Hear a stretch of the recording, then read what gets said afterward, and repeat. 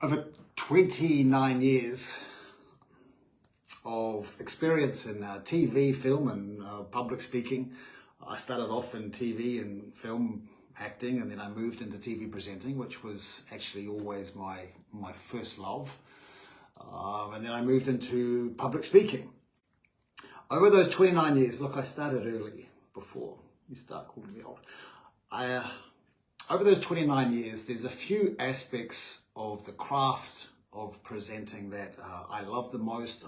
I love teaching, and I know that they make a really big difference to those who take them on board one tool at a time, and they make a really big shift. So I'm going to share those with you today. So here's three. We'll just narrow it down to three. Each of these topics, by the way, or each of these tips or specific areas are infinite. I could talk about these for days. There's so much content and relatable tools, but I'm just going to keep this simple for this live. Okay. The first one is authenticity. And it's easier said than done.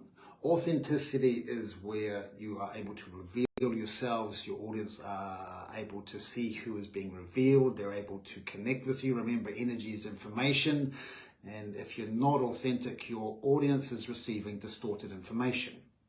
Okay? Now, very few speakers really understand the reality of what authenticity truly means on stage. And most speakers, or people on camera, people pitching, turn into a parody of what they believe presenting is meant to look like. So it can't be authentic. It's your fantasy or a parody of what you think presenting is meant to look like. So what happens is that a presenter begins to project what they think or they want their audience to see. Now, that could be in most cases, I'm going to give you some examples of what that projection might look like is likable, trustworthy. They'll project that they're a public, inspiring is another one, inspiring public speaker. They'll project that they're trustworthy. They'll project that they are smart. So these are a lot of common projections that people do on stage, but the most common one is likable. Now, if you generally are likable, then you don't need to project because you already are. If you are already considered inspiring, or you consider yourself inspiring, then you don't need to do anything because you're already inspiring. So when we project that and layer that on top, it becomes our fantasy or perception of what that is, not the reality of what that is. Okay? So there's a mask there already. So the idea of authenticity and the reality are quite confronting to most presenters. So if your idea of presenting is going out on stage and dancing and being excitable or being inspired or high energy, and you're not normally like that, you aren't being authentic, and that's okay.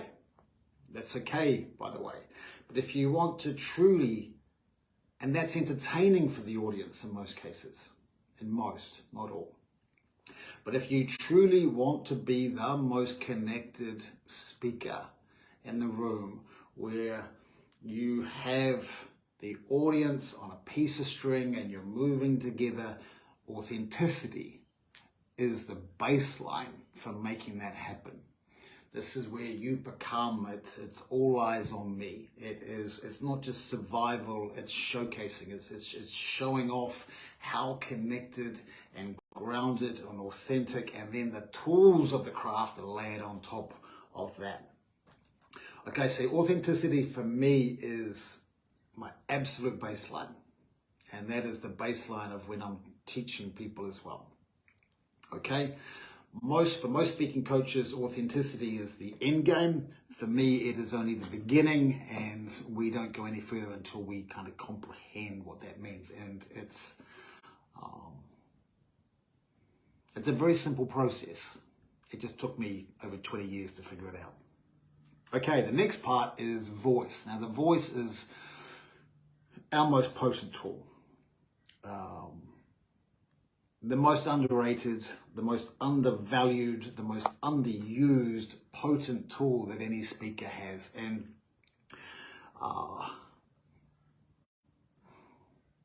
speaking is, in general, very transactional.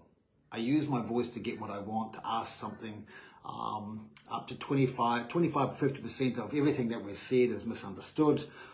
Tone is, and how you say what you say is actually more important than what you say. The words are only 7% of in-person communication.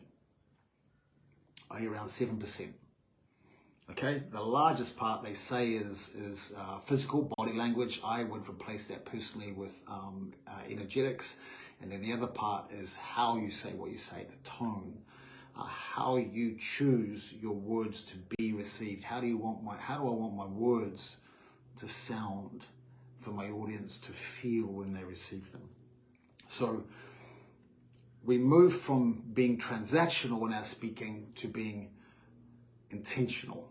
How do I want my audience to receive my words? And there's so many tools here. It's so vast, and I love voice. This is I spend a large chunk of my mentoring with people on voice, and I'm going to give you just a few tools here that are my favorites. First, the power of the pause. Time and space. Taking the time and the space between the words. It allows your audience to breathe. It allows your audience to take in what you've just said. It allows your audience to have their own experience within the experience. It allows you to think. It allows you to feel. It allows you to take time to connect. The other part too is it can create suspense. And when we get really good at leaving time, at taking time in the space between the words, we can create something called suspended presence, where you can suspend your audience. They're present, everyone remains present in the space between the words. I love suspended presence. Okay, the next one is the changing of pace. Our brains crave novelty. So when your voice becomes novel, the brain is engaged by listening to that speaker who has the ability to use their voice to create interesting, ever-changing landscapes. Interesting, ever-changing landscapes. That's what the voice is able to do for us. And it's just like a road trip. When we're on a road trip and the countryside doesn't change, the scenery doesn't change, we become bored. And some people get bored more easily than others. But when we're able to constantly change the landscape with pauses, with changing a pace, speeding some parts up and slowing some parts down, when we're constantly doing that, we're breaking the pattern of how someone's brain is used to hearing a voice. Okay. Another tool there I love is texture. Just enjoying the letters, enjoying the way a word sounds. The other part I love is we've got pace, we've got pause, suspended presence, we've got texture, is feeling words. If I say the word home, I'm going to go home. How do you want home to sound? I want it to sound like I'm wrapped up in my bed at home. Home is where my heart is. Home feels good. Home should be inviting. Words are opportunities for the audience to feel, to not just be heard and go through the limbic part of the, not the limbic part of the prefrontal cortex, the learning part of the brain. I want things to be felt, to be taken in for the limbic part of the feeling part of the brain to be engaged as well. Okay, so the voice, completely underutilized. The last part, and probably the most misunderstood, and takes, some people are very good at it and some people try to figure it out, and you can't figure it out, It is the heart-brain consciousness, how to have a balance of speaking from the technical. The technical is the brain. This is what I already know, versus the heart-brain consciousness. This is what I don't know yet. Now, you can't have heart-brain consciousness in action or activated when you're presenting if you're not authentic, because for me, the heart-brain consciousness is active when I'm authentic, because my heart-brain consciousness is the feeling. I'm speaking, I'm in tune with how I feel. I'm not dead set on using everything that I remember, the technical. This is how I do what I do. This is what I already know. The technical. If I stay in the technical and I'm too rehearsed and I'm dead set on getting all this right, I'm not gonna play in here. And this is where the magic happens.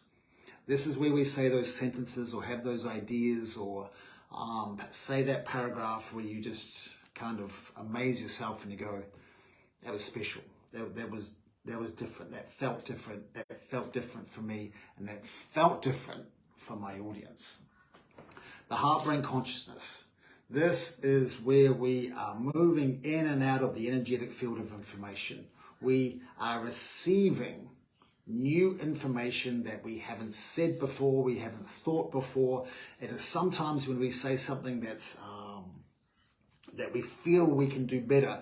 The only way to do that is to sift through it with this beautiful balance of the mind and the heart-brain consciousness. And how do I want to say this today? How do I want to say this today? And that is going to be different than how you say it tomorrow and how you would have said it yesterday, because you are different today. In fact, right now is going to influence how I articulate this topic. Okay, that is when the heart-brain consciousness is working. We're in and out of the energetic field of information around 7.8 times per second, according to Dr. Joe Dispenza.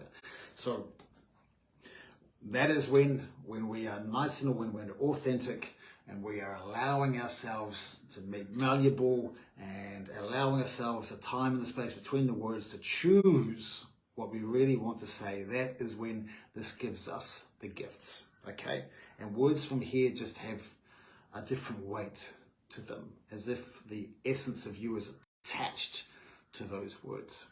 Okay, all right, they are three of my favorite aspects of presenting that I like to focus on. Authenticity, absolute must-have, the absolute primary tool or skill of presenting. Without authenticity, we're just delivering information. We're just another presenter, all right? Let's move from the age of information to the age of connection. Let's connect. Let's redefine what world-class presenting looks like. Number two, voice. The voice is amazing. The voice is amazing. This is where the magic can happen. How do I want my audience to receive my words? Okay, when we are in control of our voice, when we have this sense of craft, when we've practiced and practiced, remembering that you fall to what you practice, you fall to the level of what you practice. The most rehearsed action under stress will arise. So the more you practice, the more you'll be able to be intentional with how you want your words to be received and heard.